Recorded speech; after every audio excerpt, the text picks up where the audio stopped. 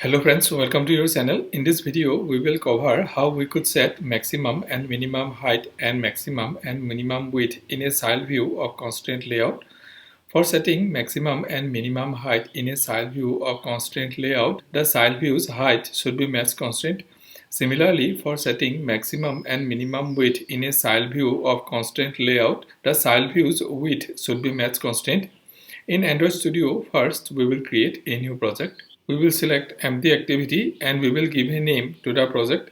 We will go to the main activity layout file and there we are creating a text view. The text view has both horizontal constraints, constraint start and constraint end. So when we set layout width 0 dp, then its layout width is match constraint. So when layout width is match constraint, then the property layout constraint with default is spread. And when layout constraint with default is spread, then we could use the property layout constraint with max.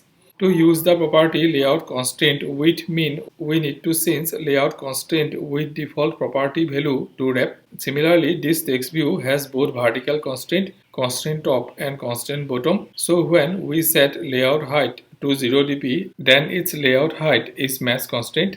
When layout height is match constraint, then the property layout constraint height default is spread. And when layout constraint height default is spread, then we could use the property layout constraint height max.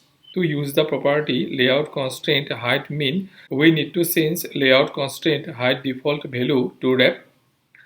Thank you for watching this video. I keep uploading videos like this regularly. If you like this video, please subscribe to the channel and like and comment in the video.